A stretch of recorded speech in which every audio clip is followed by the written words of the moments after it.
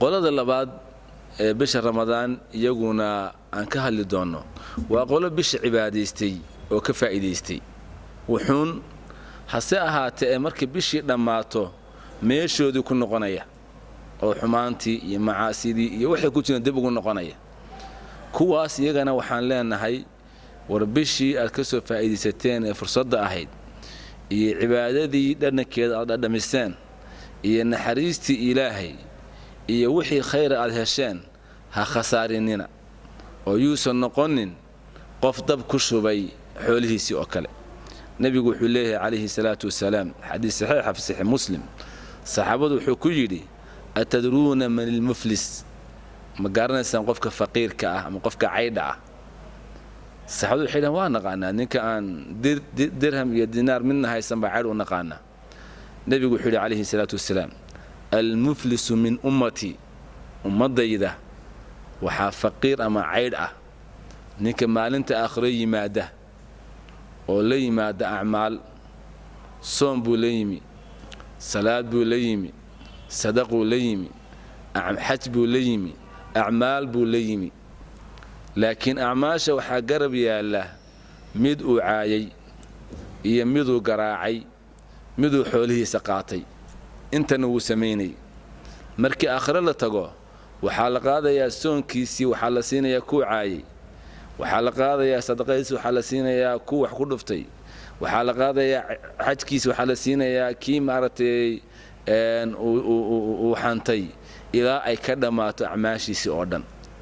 hadii wali deyn lagu sii leeyahayna dadka dunuubtooda inta la soo qaadaa kor looga tuuraya waxaan leenahay walaalayaalow haddii bishan wuxuun aad samaysan cibaado ah oo quraan badan aad akhrisay oo sadaqa aad la baxday oo salaatu leyl aad tukatay oo xumaantii aad ka tagtay dulmigii iyo ribadii iyo xaaraantii wixii aad ka tagtay wixii dib ha ugu noqonin oo waxaaga yuusan noqonin khasaare meel ku dhacayso noqonin ee inaad sii wadato farqiga aad aragtay isbedelkii markaa cibaadaystay Ilaahay caabuday suu ku hagaajiyay oo naxariis iyo deganaansho oo ku siiyay dib ha ugu noqonin dulmigii iyo mugdigii macaasidu ay lahayd waatu nabiga calayhi salaatu wasalaam xadiiska Thawman waxaan garan doonaa ummadayda qaybo kamida maalinta aakhiro waxay iman doonaan acmaal waaweyn iyagoo wata markaas acmaashi badal lagu daraya qashinka lagu daraya faja'alaha Allahu aba'an manthura ilaahay wuxuu ka soo qaadaya wax aan jirin acmaashi saxaabigaas waxaan ku rasuulkii Ilaahayow manum haula dadka ummadaada kamida oo intay cibaado la yimaadeen haddana cibaadada badal lagu daray maxay yihiin kaas nabigu wuxuu calayhi salaatu wasalaam waa dad idinkoo kala ah awalaalihiin saawtu katambe u tukadaan sootambe u soomaan waa idinkoo kale ciladu maxay tahay marka nabigu wuxuu calayhi salaatu wasalaam walaakinnahum qawmun